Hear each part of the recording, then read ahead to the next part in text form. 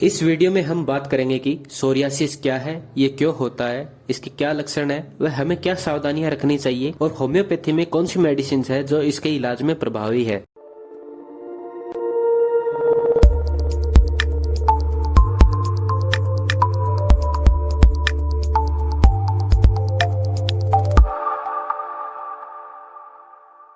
तो सबसे पहले बात करते हैं कि सोरियासिस है क्या।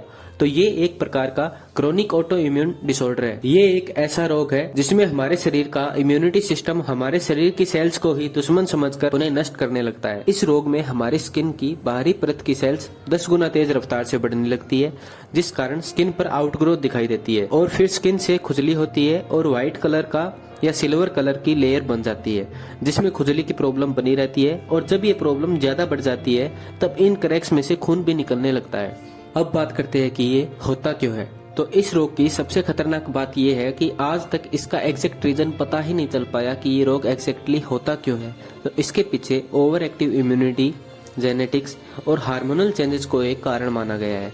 और कुछ रिसर्चर का मानना है कि रेडियो एक्टिव कंटामिनेट जोन या हैवी मेटल्स जैसे आर्सेनिक, लेड आदि का शरीर में प्रवेश करना भी मुख्य वजह हो सकती है। इस रोग में स्किन पे झुर्रियां आ जाएगी, रैशेज आ जाएंगे और स्किन पे छोटे छोटे बम्प या उभार आ जाएंगे, रेडनेस बढ़ जाएगी स्किन की और स्किन पे एकदम ड्राइनेस का सा प्रभाव लगेगा कि स्किन एकदम सूख गई है। और जब सोरियासिस बढ़ जाता है तो पेशेंट के जॉइंट्स में भी पेन होने लगता है और उसके टेंडन में स्टिफनेस आती है, मतलब जकड़न बनी रहती है। और अगर आपके ये लक्षण महसूस हो रहे हो तो डॉक्टर के पास जाकर आपको कंफर्म करना चाहिए कि ये सोरियासिस है या कुछ और। तो अब अगर आपको सोरियासिस की प्रॉब्लम है तो बात करते हैं कि होम्योपैथी में सोरियासिस के लिए कौन सी मेडिसिन है जो कि इफेक्टिव साबित हुई है। तो इसमें सबसे पहली मेडिसिन है पेट्रोलियम 200। ये मेडिसिन स्किन इरिटेशन पर और स्किन एलर्जी पे सबसे कारगर मेडिसिन में से एक है। और अगर आपको स्किन एलर्जी सर्दी में बढ़ती है तो ये मेडिसिन आपको काफी राहत देगी। अब नेक्स्ट मेडिसिन की बात करते हैं ग्रेफाइटिस। ग्रेफाइटिस का रोगी अक्सर उसके अंदर डिजीज की, मतलब स्किन इरिटेशन की प्रॉब्लम बहुत पहले से चलती रहती है। उसके स्किन की प्रॉब्लम्स होने की टेंडेंसी बनी ही रहती है, मतलब उसके स्किन के रोग होते ही रहते हैं। तो इस प्रकार के रोगी के अंदर ग्रेफाइटिस काफी ज्यादा मदद करेगी, जिसके गाँव से, स्किन के गाँव से खून आने की प्रॉब्लम बनी रहती है या फिर उसके स्किन के घाव ऐसे लगते हैं जैसे कि कोई लेदर टाइप का उस पे एक कोटिंग हो चुकी है। तो उस पे ग्रेफाइटिस एक बहुत ही ज्यादा प्रभावी मेडिसिन रहेगी। नेक्स्ट मेडिसिन है आर्सेनिक एल्बम।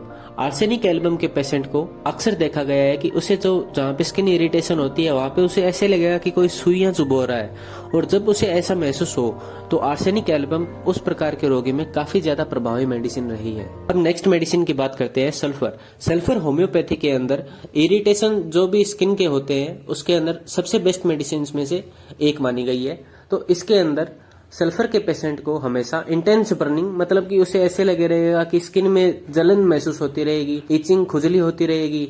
और उसके अलावा उसके जो स्किन के घाव होंगे उसमें थोड़ी थोड़ी इन्फ्लामेशन या सूजन जैसा उसे महसूस होगा। तो इस प्रकार के पेशेंट को सल्फर काफी ज्यादा प्रॉफिट देगी। आपको कुछ बातें दवाई लेने के बारे में समझा देता हूँ ताकि आपको ये कुछ चीजें याद रहे और ध्यान में रखनी होगी आपको ये दवाई लेने से पहले। तो आपको दवाई लेने से पहले या बाद में आधे घंटे तक कुछ नहीं खाना है और कॉफ़ी का सेवन बंद करना होगा जब तक आपको ये ट्रीटमेंट चल रहा होगा, जिससे आपकी दवाई अच्छे से अच्छा रिजल्ट दे पाएगी।